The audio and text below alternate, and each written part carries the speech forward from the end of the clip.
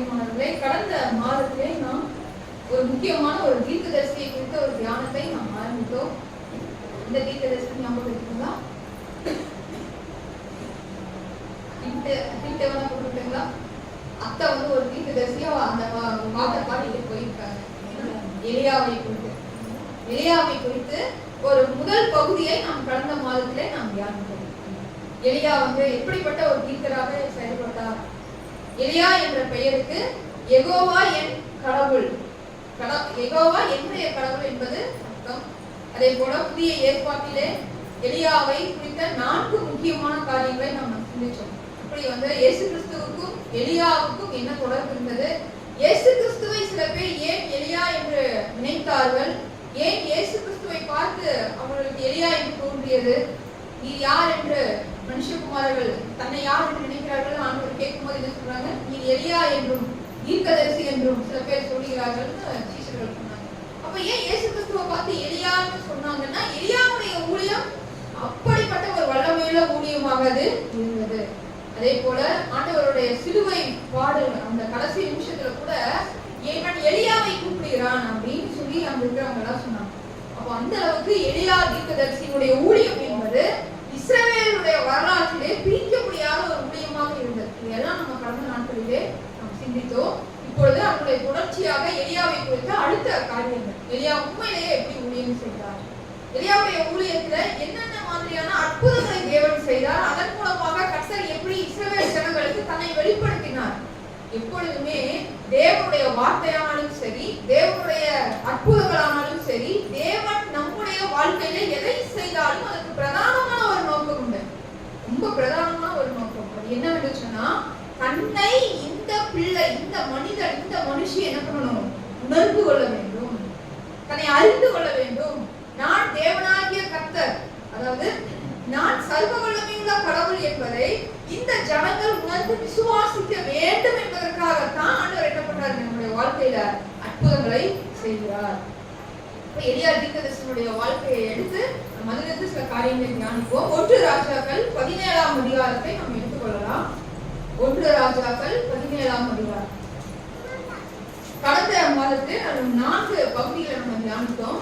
இன்னைக்குதான் நம்ம பழைய ஏற்பாட்டை எலியா தீர்க்கதரிசியினுடைய ஊழியத்தை குறித்து நம்ம ஸ்டார்ட் பண்ணோம். எப்படி பழைய ஏற்பாட்டுல எங்கெல்லாம் அவருடைய ஊழியம் விசேஷமாக பயன்படுத்தப்பட்டது, அல்லது அவருடைய வாழ்க்கையில் நடந்த சம்பவங்கள், அதை தியானிப்பதனால இன்னைக்கு எனக்கு என்ன லாபம் அப்படின்னு கேட்டா, ஒரு தேவனுடைய பிள்ளையை, தேவனுடைய ஊழியக்காரனை தேவன் எப்படி வழிநடத்துகிறாரோ அதே விதமான வழிநடத்துகள் தான் இன்றைக்கு வாழிய நம்முடைய வாழ்க்கையிலையும் இருக்கும்.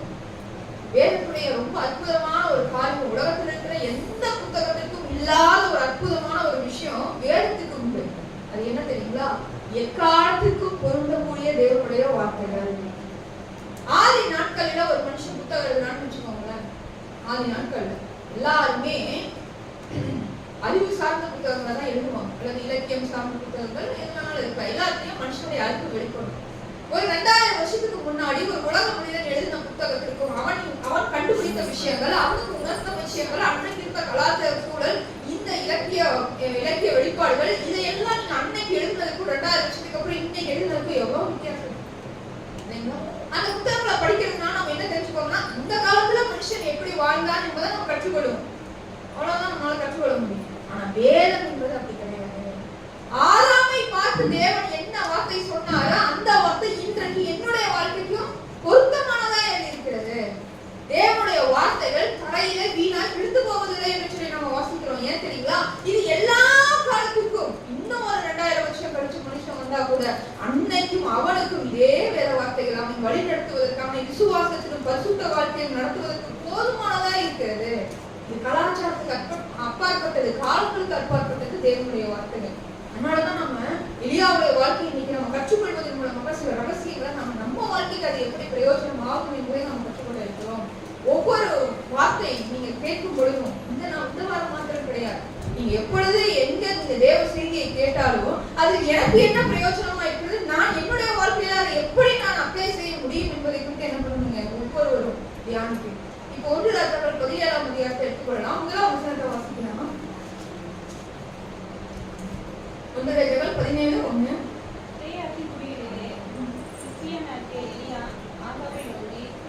வார்த்தைப்படியே அன்றி இந்த வருஷங்களிலே மழையும் பெய்யாதிருக்கும் என்று இஸ்ரவேல் தேவனாகிய கர்த்தருக்கு முன்பாக இஸ்ரவேல் அவருடைய ஜீவனை கொண்டு சொல்லுகிறேன் என்றார்.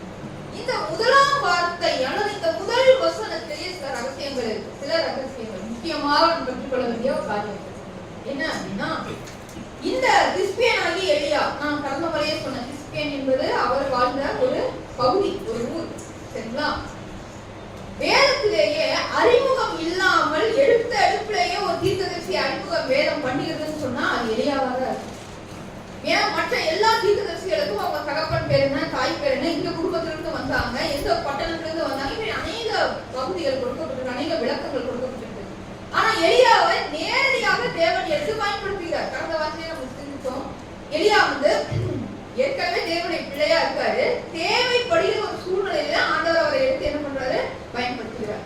யாரு முன்னாடி இப்ப எலியா போய் நிக்கிறாரு? யாரு முன்னாடி போய் நிக்கிறாருங்க? யார் முன்னாடி போய் நிக்கிறாரு? ஆகாப். நீங்க கவனமாக ஃபாலோ பண்ணுங்க, வேதத்தை வாசிங்க, கவனமா ஃபாலோ பண்ணுங்க. இது ஏனோ தானு கேட்கிற சத்தியம் கிடையாது. இவற்றின் மூலமா நம்ம சில காரியங்களை கற்றுக்கொள்ள முடியும். ஆகாப் என்கிற ராஜா, இஸ்ரவேலின் ராஜாவுக்கு முன்பதாக நேரடியாக எலியா போய் நிற்கிறார். அவர் எலியா போய் நின்று அவர் தேவனுடைய வார்த்தையை சொல்லுகிற சூழல் எப்படிப்பட்டது என்பதை நாம் தெரிந்து கொள்ளணும். அன்றைய நாட்களிலே ஆகாப்புடைய மனைவி பெயர் என்னது? எசபேல். இதுக்கு முந்தின அதிகாரத்துல நம்ம வாசிக்க முடியும். எசபேல்.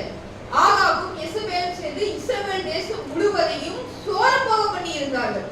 பாகாலை பின்பற்றுவதன் மூலமாக, பாகாலுடைய வணக்கங்களை தேசம் முழுவதும் கட்டவிட்டு விட்டதன் மூலமாக இஸ்ரவேல் தேசத்தையே தேவனுடைய பார்வையில் இருந்து அவங்க சோரப்போக பண்ணி இருந்தார்கள்.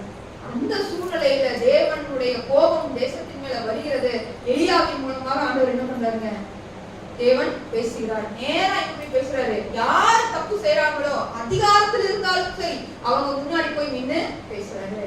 இதைதான் நம்ம புதிய ஏற்பாட்டில் யோவான் ஸ்நானனோடு கடந்த முறை நம்ம தியானிக்கிறோம். யோவான் ஸ்நானன் என்ன பண்றாரு? தேசத்தை ஆளுகிற ஒரு ராஜா, ஏரோது ராஜா தப்பு செய்யும் போது யோவான் ஸ்நானன் என்ன பண்றாரு? நேரா போய் எதிர்த்து நின்று பேசுறாரு. அதனாலதான் அவர் எலியாவின் ஆவியுடைய ஒரு மனுஷனுக்கு சொல்லி நம்ம காண்கிறோம். அதிகாரத்தை எதிர்த்து நிற்கக்கூடியவர்களாக அன்றைய நாட்கள்ல தேவனுடைய பிள்ளைகள் இருந்தார்கள். தப்பு செஞ்சது யாரா இருந்தாலும் அதிகாரத்தை எதிர்ப்பது என்பது தங்களுடைய உயிருக்கு ஆபத்தை விளைவிக்கக்கூடிய ஒன்று.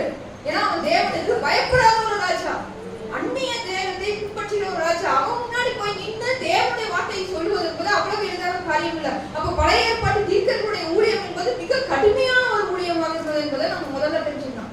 இரண்டாவது காரியம் என்ன சொல்றாரு? என்னுடைய வார்த்தையின்படியே அன்றி இந்த வருஷங்களிலே பனியும் மழையும் பெய்யாதிருக்கும் என்று எந்த தேவன்? எந்த தேவன்? இஸ்ரவேலின் தேவனாகிய கர்த்தர். நீ ஒண்ணு வணங்கிட்டு இருக்க, அதெல்லாம் தேவனே கிடையாது. நான் எந்த நாமத்தில் சொல்றேன்? இஸ்ரவேலுக்கு ஒரே தேவன் தான் உண்டு. இஸ்ரவேலின் தேவனாகிய கர்த்தருடைய நாமத்தை கொண்டு சொல்லுகிறேன். ஏன் அப்படின்னா அந்த வார்த்தை நிறைவேறும் பொழுது, எலியா மூலமாக சொல்லப்பட்ட வார்த்தை நிறைவேறும் பொழுது, இஸ்ரவேலை ஆளுகை செய்கிறவர் பாகால் இல்ல, யெகோவா என்பதை நம்ம முதல்ல ராஜா புரிந்து கொள்ள வேண்டும்.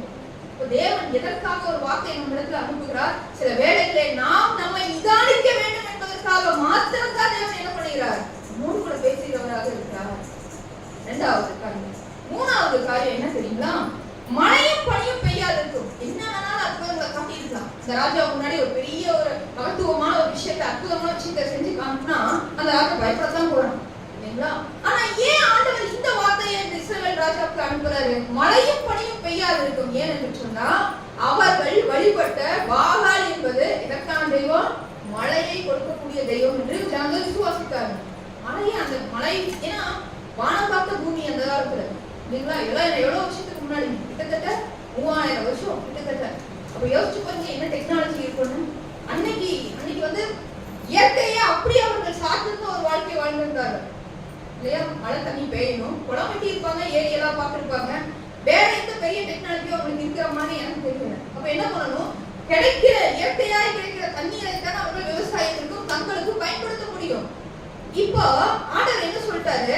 அதற்காக அவர்கள் தெய்வத்தை உருவாக்கி வச்சிருக்காங்க. பாகால் தெய்வத்தை உருவாக்கி வச்சிருக்காங்க. அந்த பாகால் தெய்வத்தினாலதான் மழை இருக்கு, அந்த பாகால் தெய்வத்தினாலதான் தேசத்துல தண்ணி இருக்கு நம்பிட்டு இருக்காங்க. அந்த தெய்வம் இல்லை என்பதை நிரூபிப்பதற்காக தேவன் என்ன செய்யறாரு? மழையும் பனியும் பெய்யாதிருக்கும்ங்கிற ஒரு வார்த்தையை இஸ்ரவேலுக்கு அனுப்புகிறார்.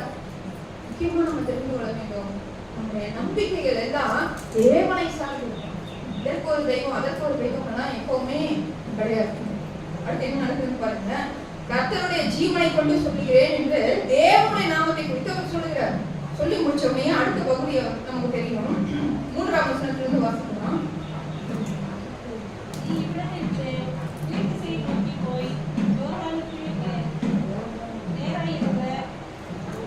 தேவி தாக்கங்களிலே ஒழித்துக் கொண்டு அந்த ஆற்றின் தண்ணீரை குடிப்பாய், அங்கே உன்னை போஷிக்க நாகங்களுக்கு கட்டளையிடுவேன் என்றார். அடுத்த காரியமாக ஆண்டவர் என்ன சொல்றாரு? எலியா கிட்ட சொல்றாரு. நீ இப்ப பேசிட்டு வந்துட்டாரு, ராஜாவுக்கு முன்னாடி எலியா பேசிட்டு வந்துட்டாரு. அதே தேசத்துலதான் யாரும் இருக்கிறா? எலியாவும் இருக்கிறாரு. சோ மழை வராது, தேசத்துல பஞ்சம் இருக்கும் என்று சொன்னா நிச்சயமாக அங்க என்ன இருக்குங்க? ஒரு வறட்சி ஏற்படும். அப்ப தன்னுடைய பிள்ளையை பிழைக்க செய்ய வேண்டும். அப்ப தேவன் என்ன பண்றாரு தெரியுங்களா? அழகா தேவன் தன்னுடைய பிள்ளையை ஒழித்து வைத்து பாதுகாக்கிறார். மறைத்து வைத்து, மனுஷனுடைய அதிகாரங்களுக்கும் பயமுறுத்தலுக்கும் அச்சுறுத்தலுக்கும் மறைத்து வைத்து தன்னுடைய பிள்ளையை தேவன் பாதுகாக்கிறார். ஒரு மனுஷன் தேவனை நம்பி, கர்த்தரை நம்பி உறுதியாய் அவன் ஊழியத்தை செய்யும் பொழுது எல்லா சூழ்நிலைகளிலும் தேவன் அவரை பாதுகாப்பதற்கு போதுமானவராய் இருக்கிறார். ஆண்டவர் மறைத்து வைக்கிறார். ஏறி தாத்தர் கண்டையில இப்ப என்ன பண்ணுவோமே? ஒழித்து வைக்க உனக்கு போஷிப்பதற்கு நீ அந்த ஆற்றின் தண்ணீரை குடிச்சுக்கலாம். சாப்பாட்டுக்கு என்ன பண்ண முடியுங்க? ஆண்டவர் என்ன செய்யறாரு? மனிதர்களை கொண்டு கூட எலியாவை ஆண்டவர் போஷிக்கல. ஏன் என்று சொன்னா மனிதர்களை வச்சு போஷிக்கிறதா ஒரு பிரச்சனை இருக்கு. என்ன தெரியுங்களா? ஏற்கனவே எலியாவை வலை வீசி தேடிட்டு இருக்காரு ஆகாப் ராஜா. ஏன்னா எத்தனை வருஷம் தேசத்துக்கு மேல மழை பெய்யாது? 3 வருஷம். 3 வருஷம் மழை பெய்யலைன்னா என்ன ஆகும் நினைச்சு பாருங்க. இன்றைய நாம வாழ்கிற நாட்கள்லயே 3 வருஷம் மழை பெய்யலைன்னா எவ்வளவு பெரிய வறட்சி வரும் இல்லைங்களா? 3 வருஷம் மழை பெய்யலைன்னா நிச்சயமாக இவனை கொலை செய்வதற்கு, எலியாவை கொலை செய்வதற்கு ஆகாப் ராஜா தேடுவார். அதனால ஆண்டவர் என்ன பண்றாரு? மனிதர்களை தூதுவர்களாக அனுப்பவில்லை. ஏன்னா மனிதர்களை வச்சு ஈஸியா என்ன பண்ண முடியும்? ஸ்பை பண்ணி பார்க்க முடியும். எங்க போறாங்க தொடர்ந்து பார்க்க முடியும். நிறைய பாதுகாப்பு பிரச்சனைகள் இருக்கு. ஆண்டவர் காலங்களை கொண்டு கூட தன்னுடைய பிள்ளையை ஆண்டவர் என்ன பண்ணுவாரு? போஷிக்கிறவர்களாக இருக்கிறார். இந்த இடத்துல நாம ஒரு சத்தியத்தை கற்றுக்கொள்ளலாம். எப்பேற்பட்ட சூழ்நிலையிலும் தேவனை நம்பி இருக்கிற, விசுவாசித்து இருக்கிற நம்முடைய வாழ்க்கையை தேவன் என்ன பண்ண மாட்டாரு? கைவிட மாட்டார். கொஞ்சமும் நிறைவோம் ஆண்டவர் என்ன பண்ணுவாரு? நம்மளை போஷிக்க வல்லவராய் இருக்கிறார். நம்மளை வழிநடத்த வல்லவராய் இருக்கிறார். அவர் மேல இருக்கிற விசுவாசத்தை நம்ம மாற்றாம இருக்க வேண்டும் என்பதற்கு எலியாவுடைய வாழ்க்கை இந்த சூழல் ஒரு சாட்சியாக இருக்குது. இப்ப என்னாச்சுங்க? ரொம்ப நாள் ஆயாச்சு. ஏரி காட்டுற என்ன ஆகுது? ஏரிக்காடு வற்றி போக ஆரம்பிக்குது. ஏன்னா அதுவும் வறட்சியில வரணும் இல்லைங்களா? அதுவும் வற்றி போக ஆரம்பிக்குது. அடுத்து ஒரு பிரச்சனை வருது எலியாவுக்கு. ஏன்னு கேட்டா ரொம்ப சேஃபஸ்ட் பிளேஸா போய் ஒளிச்சிருக்காரு. இதை விட்டுட்டு இன்னும் வறட்சி அதிகமாகிக்கிட்டே இருக்குது. இந்த சூழ்நிலையில அவர் ஊருக்குள்ள தேசத்துக்குள்ள போனாருன்னு சொன்னா என்ன ஆகும்? ஆகாப்புடைய கண்கள்ல பட வேண்டியதா இருக்கும். அவருக்கு நிறைய பயங்கள் இருந்திருக்கும். ஏன்னா ஒரு தேசத்தையே ஆளுகிற ஒரு ராஜா, அவருக்கு எதிராக பேசிட்டு அவர் சொன்ன வார்த்தை நிறைவேறவும் செய்தாச்சு. இப்ப ராஜாவுடைய கோபம் இன்னும் அதிகமாயிருக்கும். இந்த சூழ்நிலையில அவர் தேசத்துக்குள்ள போவது என்பது மிகப்பெரிய கடினமான ஒரு காரியமா இருக்கும். இஸ்ரவேலுக்குள்ள நுழைவது. அந்த ஆண்டவர் எலியாவை வேற ஒரு இடத்துக்கு போக சொல்லுகிறார். இஸ்ரவேலுக்கு அல்லாத புறதேசத்துக்கு ஆண்டவர் போக சொல்லுகிறார். அடுத்த வசனத்தை நம்ம வாசிக்கலாமா? 8ஆம் வசனத்துல இருந்து வாசிப்போம். அப்பொழுது கர்த்தருடைய வார்த்தை அவனுக்கு உண்டாயிற்று. அவர் நீ எழுந்து சீதோனுக்கு அடுத்த சாரிபாத் ஊருக்கு போய் அங்கே தங்கியிரு. உன்னை பராமரிக்கும்படி அங்கே ஒரு விதவைக்கு கட்டளையிட்டேன். இப்பொழுது இந்த வார்த்தையை நீங்க கவனிச்சு பாருங்க. நம்ம இப்ப என்ன பண்றோம்னா வார்த்தைகளை குறித்து நம்ம தியானிச்சுட்டு இருக்கிறோம். ஒவ்வொரு பகுதிகளிலையும் தேவன் எப்படி செயல்பட்டார் என்பதை குறித்து நம்ம தியானிச்சுட்டு இருக்கிறோம். இங்க சீதோனுக்கு அடுத்த சாரிபாத் ஊருக்கு போய் நீ அங்க தங்கியிரு. வறட்சிங்க அதிகமாயாச்சு. ஆண்டவர் வேற ஒரு திட்டத்தை ஆண்டவர் வச்சிருக்காரு. தன்னுடைய பிள்ளைய சீதோனுக்கு போக சொல்றாரு. இந்த சீதோன் எங்க இருக்கு? இந்த சாரிபாத் விதவையை பத்தி நம்ம நிறைய பார்த்திருக்கோம் இல்லைங்களா? இந்த சாரிபாத் என்பது ஆக்சுவலா ஒரு இஸ்ரவேல் பட்டணமே கிடையாது. இஸ்ரவேல் ஊரே கிடையாது.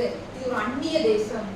இந்த காரியத்தை குறித்து இயேசு கிறிஸ்து தன்னுடைய நற்செய்தியில ஆண்டவரே பேசியிருக்கிறார். லூக்காவின் நற்செய்தி நூல் 4ஆம் அதிகாரம் 25, 26 வாசிக்கலாமா? லூக்காவின் நற்செய்தி நூல் 4ஆம் அதிகாரம் 25, 26. எலியாவின் நாட்களிலே 3 வருஷமும் 6 மாதமும் வானம் அடைபட்டு, நம்ம 3 வருஷம் நம்ம பார்த்தீங்கன்னா எக்ஸாக்டா எவ்வளவு நடந்ததுங்கிறத ஆண்டவர் இங்க பேசுறாரு. 3 வருஷமும் 6 மாதமும் வானம் அடைபட்டு தேசம் எங்கும் மிகுந்த பஞ்சம் உண்டாயிருந்த போது, இல்லைங்களா? தெளிவா வாசிக்கணும். மிகுந்த பஞ்சம் உண்டாயிருந்த போது இஸ்ரவேலுக்குள்ளே வாசிங்க, இஸ்ரவேலுக்குள்ளே அநேக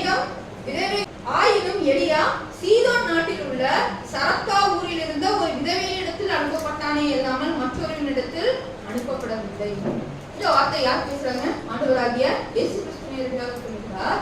எலியா தீர்க்கதரிசியை குறித்து ஆண்டவர் பேசும்போது என்ன சொல்றாரு? சீதோன் நாட்டில் உள்ள சரப்தா ஊரில் இருந்த ஒரு விதவை. அங்க நம்ம என்னன்னு பார்த்தோம்? அந்த ஊர் பேரை நம்ம இங்க என்ன பார்த்தோம்? பழைய ஏற்பாட்டுல சாரிபாத்துன்னு நம்ம பார்த்தோம். ஹிஸ்டரி கிளாஸ் எடுத்துக்கிறேன்னா ஏன் இப்ப அமைதியா இருக்கீங்க? கமாரிங்களை கற்றுக்கொள்ளுங்க, அவ்வளவுதான்.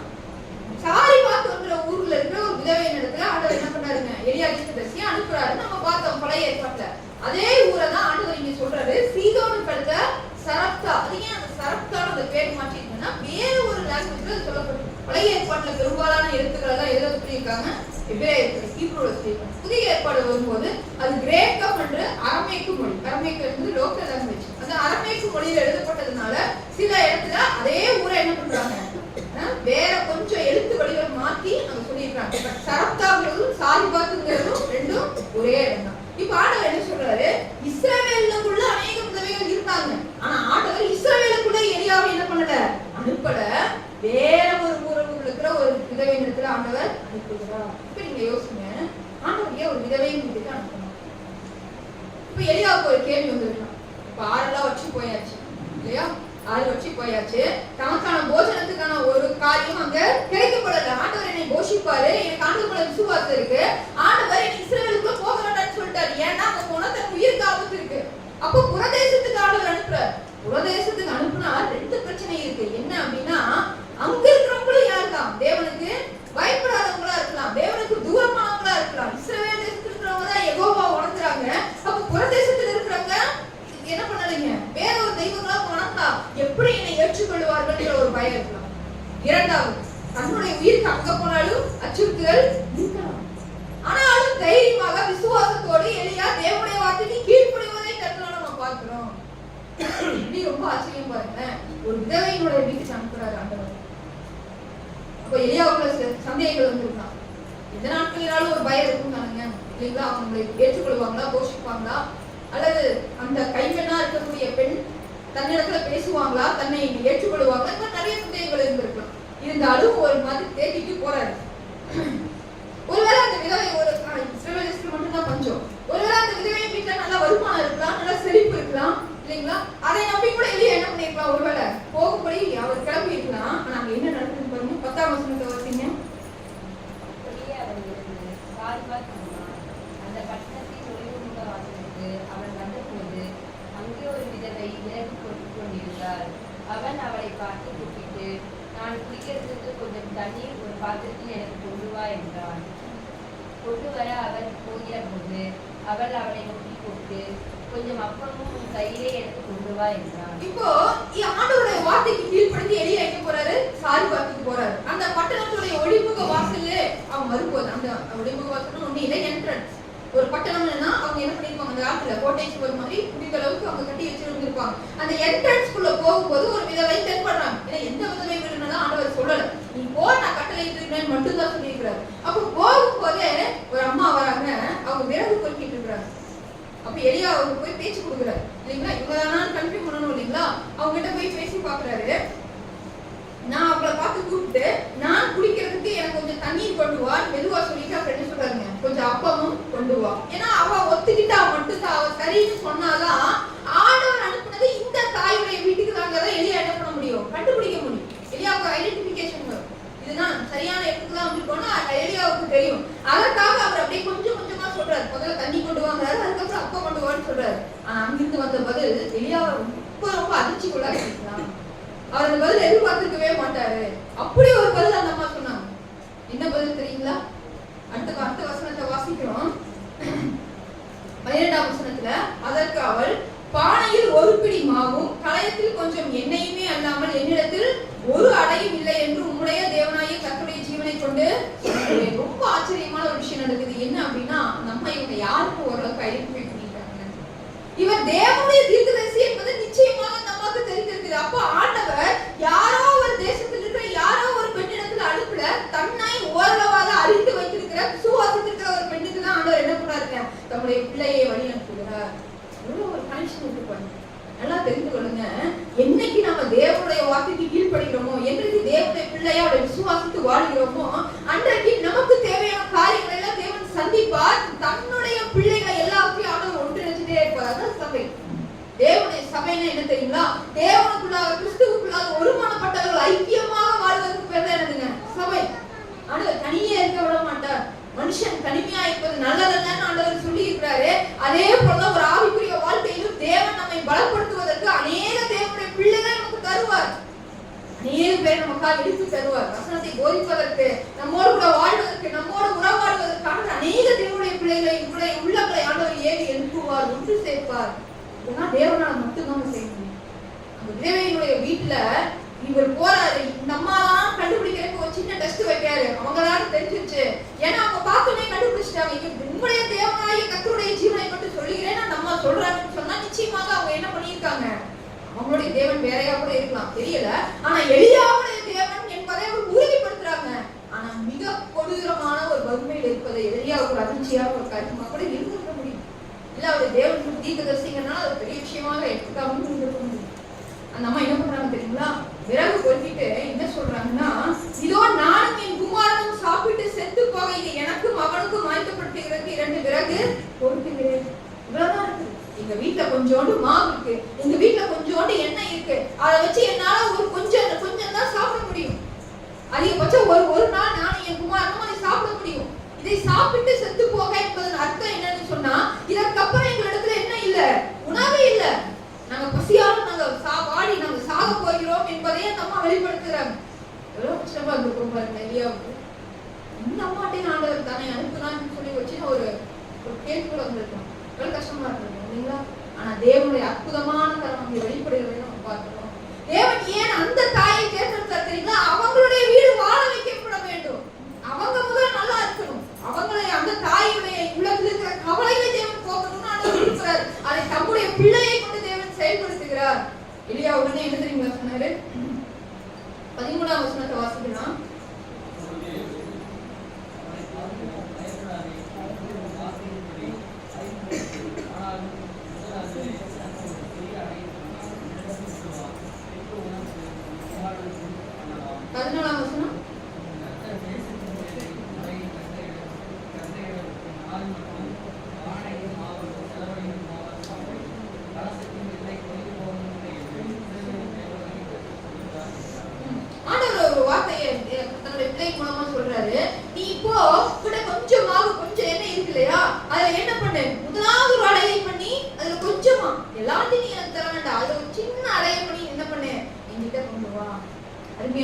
நம்ம கிட்ட இருக்கிறது கொஞ்சமோ அதிகம்.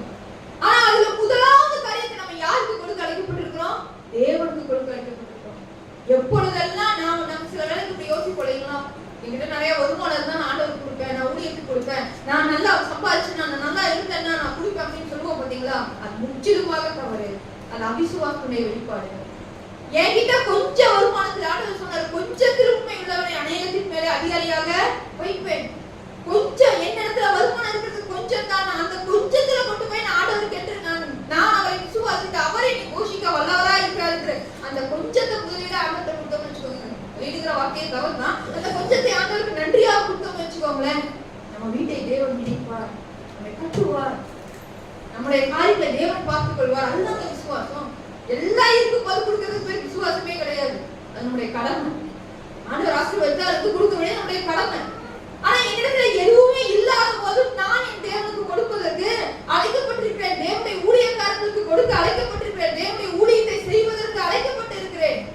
நம்ம அந்த கொஞ்சத்துல ஒரு சின்ன அடைய பண்ணி நீ கிட்ட கொண்டு வா, அதன் பிறகு நீயும் குமாரனும் சாப்பிடணும். இந்த வார்த்தையை நம்ம எப்படி எடுத்துக்குவாங்க யோசிச்சு பாருங்க. எப்படி எடுத்துக்குவாங்க? இருக்கிறதே கொஞ்சம் தான், அதுலயும் முதல் அடை என்ன பண்ணணும்? இவங்களுக்கு கொண்டு போய் கொடுக்கணும், தேவனுடைய ஊழியக்காரனுக்கு கொண்டு போய் கொடுக்கணும். ஆனா நம்ம மனதால செஞ்சாங்க, தேவனுடைய வார்த்தை அப்படியே நிறைவேற்றி எந்த சந்தேகமும் இல்லாம அவங்க செய்யறாங்க.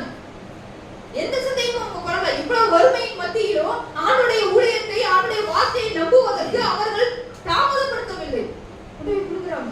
அவங்களுடைய தேவனுடைய வார்த்தையின்படி அநேக நாள் 15ஆம் வசனத்துல வாசிக்கிறோம், எலியாவின் சொற்படி செய்தார். எப்படி செஞ்சாலும் எலியாவின் சொற்படி செய்தார். ஏன்னா எலியாவிடத்திலிருந்து பிறந்த வார்த்தையில எந்த வார்த்தைங்க? தேவனிடத்திலிருந்து பிறந்த வார்த்தை. எலியாவின் சொற்படி செய்தால் அவளும் அவன் வீட்டாரும் அநேக நாள் சாப்பிட்டார்கள். அநேக நாள் சாப்பிட்டார்கள். ஆண்டவர் கர்த்தர் சொன்னபடியே இவன் பானையிலே செலவெடுத்து போகவில்லை, கலசத்துல எண்ணெய் குறைந்து போகவில்லை. ஒரு பெரிய அற்புதம் நடக்குது. ஆண்டவர் தன்னுடைய பிள்ளையை கொண்டு அந்த குடும்பத்தையும் ஆண்டவர் என்ன பண்றாரு? போஷிக்கிறார். எலியாவை மட்டும் போஷிக்கல, தன்னை ஏற்றுக்கொண்ட தன்னுடைய வார்த்தையை விசுவாசித்த அந்த சாரிபாத் விதவையினுடைய வீட்டாரையும் என்ன பண்றாருங்க? போஷிக்கிறார். என்ன கற்றுக்கொள்கிறோம்? நம்ம எவ்வளவு மோசமான ஒரு சூழ்நிலை இருந்தாலும் ஆண்டுடைய வார்த்தையை விசுவாசித்தா போதும், நம்முடைய வாழ்க்கையாக என்ன பண்ணுவாரு? கட்டாயமாக கட்டுவார், கட்டாயமாக கட்டுவார். இதன் பிறகு அவங்க குடும்பத்துல ஒரு பெரிய பிரச்சனை நடக்குது. என்ன தெரியுமா? அவங்க குடும்பத்துல பாருங்க 18ஆம் வசனத்துல, அப்பொழுது அவள் எலியாவை 17ஆம் வசனத்தை வாசிங்க. இந்த காரியங்கள் எல்லாம் நடந்த பின்பு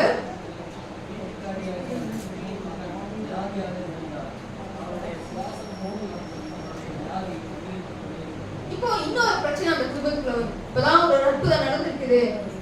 வீட்டுல மாவு குறைந்து போகவே இல்லை. அது ரொம்ப ஆச்சரியமான விஷயம் இல்லைங்களா? நம்ம குடும்பத்துல நம்ம ஏதாவது ஒரு பாத்திரம் வச்சிருப்போம் இல்லைங்களா, ஒரு பக்கெட் இந்த காலத்துல நம்ம வச்சிருப்போம். அதெல்லாம் மாவெல்லாம் நம்ம போட்டு ஸ்டோர் பண்ணி வைப்போம். அந்த கண்டெய்னர்ல இருந்து நம்ம மாவு எடுத்துட்டே இருக்கோம், குறையவே இல்லை. அது அப்படியே இருக்குதுன்னா எவ்வளவு பெரிய ஆச்சரியமா இருக்கும் இல்லைங்களா? அந்த எண்ணெய் பாத்திரத்துல இருந்து எண்ணெய் எடுக்கும் போது அது குறையவே இல்லை. எவ்வளவு எண்ணெய் இருக்குதோ அது இருந்துகிட்டே இருக்கு, நம்ம செலவு பண்ணிக்கிட்டே இருக்கிறோம்னா அது எவ்வளவு ஆச்சரியமா இருக்கும் இல்லைங்களா? இது அந்த அம்மாவுடைய விசுவாசத்தை இன்னும் அதிகம் பண்ணியிருக்காங்க. வீட்டாருடைய விசுவாசத்தை என்ன பண்ணியிருக்கோம்? இன்னும் அதிகம் பண்ணியிருக்கோம்.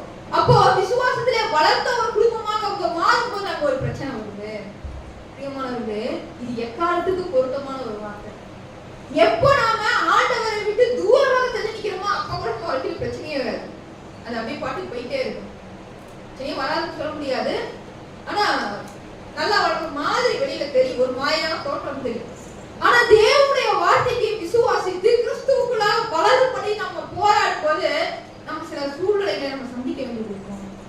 அது நம்ம எப்படி புரிஞ்சுக்க கூடாதுன்னா, ஆண்டவர் என்ன சோதிக்கிறாருன்னு நம்ம புரிஞ்சுக்க கூடாது. ஆண்டவருடைய பலத்த கரம் என்னிடத்திலே வெளிப்படும்படிக்கு, ஆண்டவரை நான் முற்றிலுமாய் எடுத்து வரும்படிக்கு ஆண்டவர் இந்த காரியத்தை என் வாழ்க்கையில செய்கிறார் என்று சொல்லி நம்ம புரிந்து கொள்ள வேண்டும். அல்லேலூயா. இதுக்காக பேசுவீங்களான்னு பார்க்கிறேன். அல்லேலூயா. ஆண்டவர் என்னுடைய வாழ்க்கையிலே தனிப்பட்ட விதத்திலே என்னை ஆண்டவர் அறிந்திருக்கிறார் என்பதை நான் புரிந்து கொள்ளணும்னு சொன்னா ஆண்டவர் என் வாழ்க்கை என்ன பண்ணணும்? இடைப்படணும். என் வாழ்க்கை இடைப்படணும். அவர் எனக்கு செய்யணும். இங்க செய்த அற்புதங்கள், இந்த வேதத்திலே சொல்லப்பட்டிருக்கிற அற்புதங்கள், அடையாளங்கள் எல்லாம் என் வாழ்க்கையில ஏதோ ஒரு வகையில் வெளிப்பட்டாலும் என்னால இந்த கர்த்தரை என்ன பண்ண முடியாது? உணர்ந்து கொள்ள முடியாது. ஆனா தேவனிடத்திலே நாம் ஜெபிக்கும் பொழுது எப்படி ஆயினும் தேவன் நம்மை சந்திப்பதற்கு, நம்ம தன்னை வெளிப்படுத்துவதற்கு அவர் ஆயத்தமுள்ள தேவனா இருக்கிறார். இந்த குடும்பம் அப்பதான் விசுவாசத்துல வளர்ந்து வராங்க. நம்ம ஏற்கனவே பார்த்தோம், இவங்க என்ன தேசத்து பெண்? சீதோன் நாட்டு பெண் இல்லைங்களா, அந்நிய தேசத்து பெண். ஆனா இஸ்ரவேலின் தேவனாகி அந்த நாமத்தின் மேல நம்பிக்கை வைத்து அங்க இருக்கிறவங்க இப்ப எப்படி இருக்கிறாங்க? இஸ்ரவேல் தேசத்துல இருக்கிறவங்க இப்ப எப்படி இருக்கிறாங்க? பாகாலை பின்பற்றி கொண்டிருக்கிறாங்க. ஆனா இந்த சீதோன் நாட்டு பெண் இப்பதான் தேவன் மேல விசுவாசம் வைத்து கொஞ்சம் கொஞ்சமா ஆண்டவரை விசுவாசித்து வளர்ந்து வரும் பொழுது, ஏன்னா அவங்க எலியா அங்கதான் இருக்காரு, அந்த பகுதியில தான் இருக்காரு, நிச்சயமா அங்கே பல வார்த்தைகளை சொல்லி இருக்க முடியும். அவங்க கொஞ்சம் கொஞ்சமா வளர்ந்து வரும்போது தன்னுடைய குடும்பத்துல ஒரு பெரிய பிரச்சனை வருது. என்ன தெரியுங்களா? எந்த மகனுக்காக விறகு பொறுக்கிட்டு இருந்தாங்களோ அந்த மகன் இப்ப என்ன பண்றாரு? சாக கிடக்குறாரு. அந்த மகனுடைய சுவாசம் போக மட்டும் கடைசி மூச்சு வர வரைக்கும் அவன் வியாதியில போய் விழுகிறான். ரொம்ப பெரிய பிரச்சனை வருது. நமக்கு ஒரு யோசனை கூட வந்திருக்கலாம், இதனால அவன் கொஞ்ச நாளைக்கு முன்னாடி என்ன பண்ணிருப்பான்? இப்படிதான் செத்து போயிருப்பான், கடவுள் தான் காப்பாத்தி இங்க கூட்டிட்டு வந்தாரு. ஆனா இப்ப என்ன ஆகுது? அதை விட பெரிய பிரச்சனை வரும், அதை விட பெரிய பிரச்சனை வரும். அப்போ உடனடியா என்ன பண்றாங்க? ஆண்டவரிடத்தை தெரிஞ்சாங்க. 18ஆம் வசனத்தை வாசிக்கலாம்.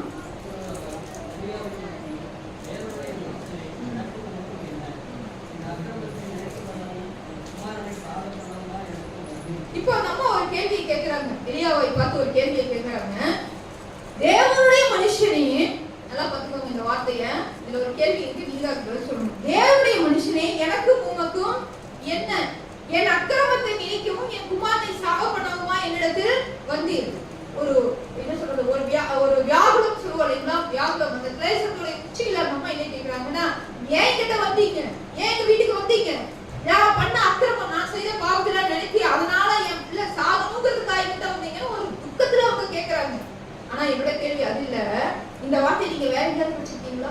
தேவனுடைய மனுஷனே, எனக்கும் உமக்கும் என்ன? ஏன் என்னிடத்துல வந்தீர்? இது எங்கேயாவது படிச்சிருக்கீங்களா? இயேசு கிறிஸ்துவினிடத்துல யார் கேட்கிறா? லேகியோன் பிசாசு பிடிச்ச அந்த பையன் என்ன பண்றாரு? அந்த வாலிபன் என்ன பண்றாரு? முன்னாடி வந்து நிக்கிறார் இல்லைங்களா? ஆண்டவருக்கு முன்னாடி வந்து நின்னு பிசாசுகள் பேசுற, அவன் பேசல. லேகியோன்னா என்ன சொல்றாங்க? எக்கச்சக்கமான பிசாசுகள் இருக்கு, ஆயிரக்கணக்கான பிசாசுகளுடைய அவன் என்ன பண்ணான்னு தெரியல.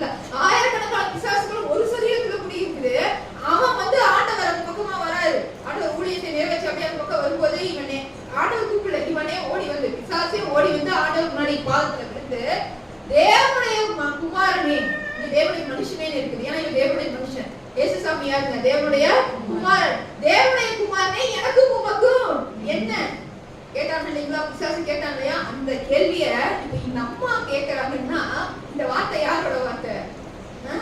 அவிசுவாசத்தின் வார்த்தை. இந்த வார்த்தை பிசாசுடைய வார்த்தை. இப்போ இந்த கேள்வி அப்படியே நான் உங்களுக்கு முன்னாடி வைக்கிறேன். நாம இந்த வார்த்தை இங்க கேட்டுக்கிறோமா யோசிச்சு பாருங்க.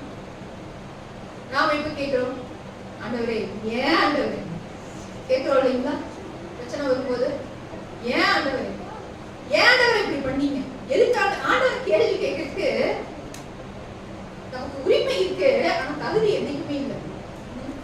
என்னைக்குமே தகுதி கிடையாது. ஏன் ஆண்டவரே இது நடந்தது? ஏன் ஆண்டவரே எனக்கு இது நடந்தது அப்படின்னு நம்ம கேள்வி கேட்கிறோம் பாத்தீங்களா? அது அவிசுவாசத்தின் வார்த்தை. நம்ம தெரிந்து கொள்ளணும். ஒரு முறை தேவன் நம்மை அழைத்தார் என்று சொன்னா, ஒரு முறை விசுவாசத்திற்காக ஆண்டவர் நம்மை தெரிந்தெடுத்திருக்கிறார் என்று சொன்னா, இடையில எங்கேயுமே ஆண்டவர் என்ன பண்ண மாட்டார். அந்த பாதையில கைவிடவே மாட்டார். ஒருபோதும் கைவிட மாட்டார். ஒரு நாள் விட்டு விலக மாட்டார். சாரி பார்த்து விதவையினுடைய வீட்டிற்கு தன்னுடைய பிள்ளைய தேவன் அனுப்பினது அந்த குடும்பத்தில் சாவை உண்டு பண்ணுவதற்காக அல்ல, அந்த வீட்டுல மிகப்பெரிய ஒரு ரட்சிப்பை கொடுப்பதற்காக, அந்த குடும்பத்தாருக்கு தேவன் தன்னுடைய நாமத்தை வெளிப்படுத்துவதற்காக, அந்த குடும்பத்தை வாழ வைப்பதற்காக. ஆண்டவர் எந்த ஒரு காரியத்தையும் அற்பமாய் நினைக்க மாட்டார். எந்த ஒரு மனுஷனையும் ஆண்டவர் அற்பமாய் பொறுப்பை தள்ள மாட்டார். இப்ப அவங்க வீட்டுல ஒரு பெரிய பிரச்சனை இருந்தது. அடுத்த அதற்கு அவள் உன் குமாரனை என்னிடத்திற்கா என்று சொல்லி அவனை அவள் மடியிலிருந்து எடுத்து தான் தங்கியிருந்த மேல் வீட்டிலே அவனை கொண்டு போய் தன் கட்டளையின் மேல் வைத்து 21ஆம் வசனத்துல அந்த பிள்ளையின் மேல் 3 தரம் முகக்குப்புறந்து என் தேவனாகிய கர்த்தாவே இந்த பிள்ளையின் ஆத்துமா அவனுக்குள் திரும்பி வர பண்ணான் என்று கர்த்தரை நோக்கி விளக்கம் பண்ணினான். எலியாவின் சத்தத்தை கேட்டார். பிள்ளையினுடைய ஆத்துமா அவனுக்குள் திரும்பி வந்தது. அவன் பிழைத்தான். இப்போ இந்த சம்பவத்தை நாம பாக்குறோம். இந்த மாதிரி ஒரு சம்பவம் மறுபடியும் ஒருவர் நடக்குது. காலத்துல நடக்குதுங்க இதே சம்பவம். ஒரு பிள்ளை சாக கிடக்குறான், அல்லது கிட்டத்தட்ட செத்து போயிட்டான். அந்த பிள்ளை எடுத்து கொண்டு போய் மேல் வீட்டுல வச்சு தீர்க்கதரிசி அவங்க மேல, அந்த கட்டிலின் மேல, அந்த பிள்ளையின் மேல குப்புற முட்டிதெல்லாம் விழுந்து ஆண்டவரை ஜெபிக்க காரியம் வேற என்ன நடக்குதுங்க? நடக்குதா? பாக்க அப்படியே நடக்குதுன்னா எலிசாவுடைய நாட்களில நடக்குது. சரிங்களா? எலியாவுக்கு பிறகு ஆண்டவர் யாரை எழுப்புறாரு? எலிசாவுடைய ஒரு தீர்க்கதரிசி ஆண்டவர் எழுப்புறாரு. எலிசாவும் இதே மாதிரியான ஒரு சம்பவத்தை செய்கிறார். இதே மாதிரியான அனுபவத்தை செய்கிறார். ஒருவேளை அவர் எலியா இருந்து அதை கேட்டுக்க கூட முடியும். இதுவரைக்கும் எலியாவோடு எலிசா சேரவே இல்லை. இதன் பிறகுதான் சேர்ந்து ஊழியம் செய்யறாரு. பின்னாட்கள்ல எலிசா என்ன பண்றாரு? வல்லமையான தீர்க்கதரிசியாக எழும்புகிறார். சரிங்களா? அது அடுத்த பகுதியில் நம்ம வாசிப்போம். இப்போ இந்த பகுதியில பாருங்க, அந்த குடும்பத்துடைய பிரச்சனையை தேவன் எப்படி தீர்க்கிறாரு? எலியா தான் தங்கி இருந்த மேல் வீட்டு அறையில என்ன பண்றாரு? அந்த பிள்ளையை செத்து போற அந்த பிள்ளையை என்ன பண்றாரு? எடுத்துட்டு போய் தான் தங்கி இருந்த மேல் வீட்டு அறையில படுக்க வச்சு அந்த குழந்தைக்காக ஜெபம் பண்ணி அந்த குழந்தை உயிரோடு எழுப்பி தராரு. இந்த மேல் வீட்டு அறை இருக்கு பாத்தீங்களா? அதுல ஒரு சில விசேஷமான காரியங்கள். எங்கெல்லாம் வேதத்துல மேல் வீட்டு அறை, எங்கெல்லாம் மேல் வீட்டு அறை அல்லது மேல அடுக்கு, இந்த மாதிரி எங்கெல்லாம் ஒரு இயேசுசாமி பஸ்கா ஆயத்தம் பண்ணும் போது என்ன சொல்றாரு? மேல் வீட்டு அறையில போய் ஆயத்தம் பண்ணுங்கன்னு சீஷர்கள் சொல்றாரு. அங்கேயும் ஒரு அற்புதம் தான் இல்லைங்களா? ஆண்டவருடைய மிகப்பெரிய அந்த ரத்தமும் சரீரமும் நமக்காக ஒப்பு கொடுக்கப்படுகிற ஒரு இடம். அப்புறம் மேல் வீட்டு அறை இப்ப நம்ம பார்த்த மாதிரி எலிசாவுடைய பகுதியிலும் இருக்கு, எலியாவுடைய பகுதியில் இருக்கு. அப்புறம் அப்போஸ்தலர்கள் 1ஆம் அதிகாரத்துல நம்ம வாசிக்கிறோம். பரிசுத்தாவியானவர் என்ன பண்றாரு? மேல் வீட்டு அறையின் மேல் ஏறினார்கள். சீஷர்கள் அப்போஸ்தலர்கள் ஏரியா ஒருமனப்பட்டு ஜெபிக்கும் போது அந்த பரிசுத்தாவியானவர் இறங்குகிறார். அப்புறம் நோவா என்ன பண்ணி ஆண்டவர் ஒரு குமுறுவாத காட்டை சுகப்படுத்தும் போது ஆக்சுவலா அது மேல கீழே இறக்கிட்டாங்க இல்லையா? மேற்கூரையை பிரிச்சு கீழே இறக்குறாங்க. சரி, கீழே நடக்குது, மேல நடக்குது. ஆண்டவர் நோவா காலத்துல ஆண்டவர் செயல்படும் போது கூட மேல் தட்டுகளை நிறைய உயிரினங்களை காப்பாற்றாரு இல்லைங்களா? அந்த மேல் வீட்டு அறை மேல் அடுக்குறது எப்பவுமே ஒரு உன்னதத்தை நோக்கின உன்னதத்துக்கு பக்கத்துல இருக்கிற ஒரு அறை மாதிரியே இருக்கு. அது தேவனோட நம்ம கனெக்ட் பண்ணக்கூடியதா இருக்கு. அதனால மேல் வீட்டு மாளிகை இருக்குன்னு சொல்ல வருங்க. அது எதை குறிக்கிறது என்று சொன்னா, மனுஷங்களோட அதிக ஒரு ஈடுபாடு இல்லாம அல்லது அந்த என்ன சொல்றது, அந்த நேரத்தை ரொம்ப அதிகமா செலவு பண்ணாம கொஞ்சம் கழித்து தேவனோடு கூட செலவிடுவதற்கான தகுதியான ஒரு இடமாக அது காணப்படுது. சரிங்களா?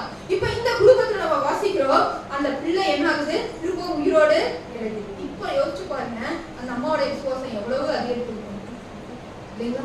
அப்ப தேவன் எதற்காக இந்த காரியங்களை அனுமதித்திருக்க முடியும்? ஒருவேளை இந்த குடும்பத்தாரை ரட்சிப்பதற்காக கூட இந்த காரியத்தை அனுமதிக்க முடியும். அற்புதமான ஒரு சம்பவத்தினால நம்ம வாசிக்கிறோம்.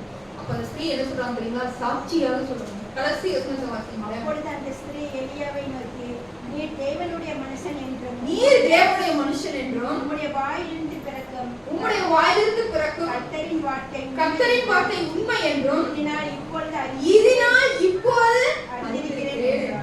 இதுக்கு முன்னாடி என்ன நடக்குது? அவங்களுடைய வீட்டுல குறைந்து போகவும் இல்லை, எண்ணெய் குறைந்து போகவும் இல்லை. யோசிச்சு பாருங்க, எவ்வளவு சொல்லல. ஆண்டவர் சொல்ற வரைக்கும் அது வரும். ஆண்டவர் வேண்டான்னு சொன்னா அந்த மாத்திரத்திலிருந்து என்ன ஆகாது? கிடைக்காது. இவன் கிடைச்சிருக்கிற அதே அளவு மாவுதான். ஆனா எடுக்க எடுக்க அந்த மாவு என்ன ஆகவே இல்லை, குறையவே இல்லை. நம்மளால என்ன பண்ணிருப்போம்? அள்ளி அள்ளி எல்லாம் அள்ளி நம்பி விட்டுருப்போம். அப்பவே அதை வச்சே பெரிய விட்டுருப்போம். குறையவே இல்லை மாவு, எண்ணெயும் குறையவில்லை, மாவு என்ன குறையிக்கிறதாங்க பெரிய பிரச்சனை. என்னதான் ரொம்ப முக்கியம்? மாவை விட என்ன ரொம்ப முக்கியம்? என்ன குறையிறீங்க? என்ன விலைக்கு விற்கிறீங்க? எண்ணெயும் குறையில, மாவு குறையில.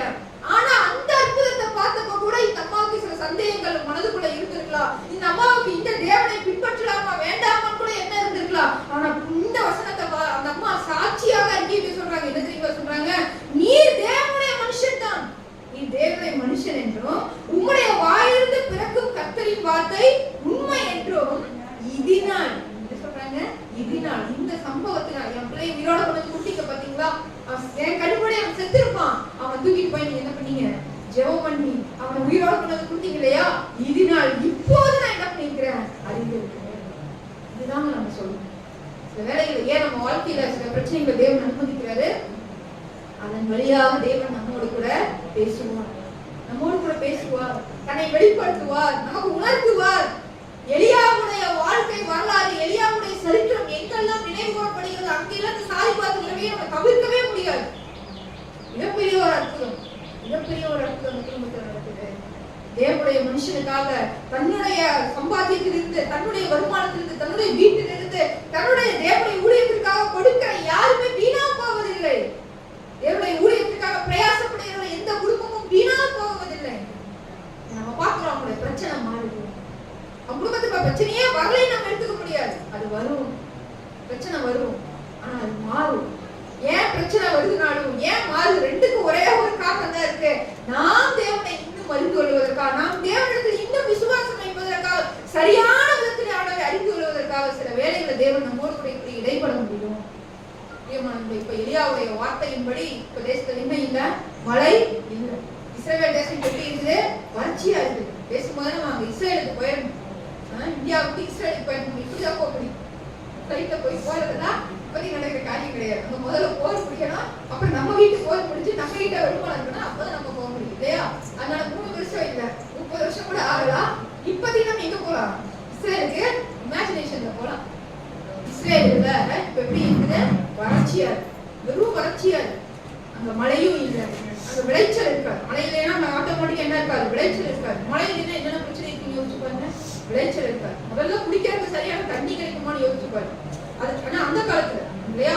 அது போக மிருக ஜீவன்களை எல்லாம் என்ன பண்ணணும்? பாதுகாக்கணும். ஏன்னா அன்னைக்கு இருந்த மிகப்பெரிய சொத்து என்னதான்? மிருக ஜீவன்கள் தான். அதெல்லாம் பாதுகாக்கணும். அதுக்கு தண்ணி வேணும். அப்ப இவ்வளவு பிரச்சனைய இஸ்ரேல் தேசம் சந்திச்சுட்டு இருக்குது. இங்க எலியா போஷிக்கப்பட்டாலும், இங்க சாரிபாத் ஊர்ல ஒரு அற்புதம் நடந்தாலும், தேவன் அற்புதமாக 3.5 வருஷம், ஏன் 3 வருஷம் நம்ம சொல்றோம்? லூக்கால ஆண்டவர் எழுதி வைக்கிறாரு 3 வருஷம் சொல்றாரு. 3 வருஷம் 6 மாதம் இயேசு சாமியே சொல்றாரு. அப்ப இந்த சம்பவங்கள் எல்லாம் நடந்தது உண்மை. இந்த சம்பவங்களை எல்லாம் தேவன் செய்தது உண்மை. இயேசு கிறிஸ்து தன்னுடைய வார்த்தையினாலே, தன்னுடைய வாயினாலே எலியாவுக்கு சாட்சி கொடுக்கிறார். சரிங்களா? ஒரு அற்புதமான ஒரு சம்பவம். இந்த 1 ராஜாக்கள் புரிஞ்சு இதுதான் எலியாவை அறிமுகப்படுத்துகிற ஒரு சம்பவம். ஆனா அறிமுகமே எப்படி இருக்குதுன்னா, மற்றவர்களுக்கு பிரச்சனை தருவது போல இருக்கு. ஆனா எல்லா காரியங்களிலுமே தேவன் ஒரு ரகசியத்தை வச்சிருப்பாருங்களா? இப்ப இந்த காரியத்துல பாருங்க, ராஜா முன்னாடி போய் ஆண்டவர் வந்து மழை பெய்யாதுன்னு சொன்னது ஒரு அற்புதம். இது அற்புதமா? அது ஒரு அற்புதம். ஏன் அற்புதம்? நடக்காத ஒண்ணு நடந்தா அது பேர் என்னதுங்க? அற்புதம் தானே. எப்பவுமே மழை பெய்ஞ்சிட்டு இருக்கு, ஆனா ஆண்டவர் சொன்ன அந்த வார்த்தைப்படி அப்படியே நின்றுச்சுன்னா அது பேர் என்னதுதான்? அற்புதம் தான்.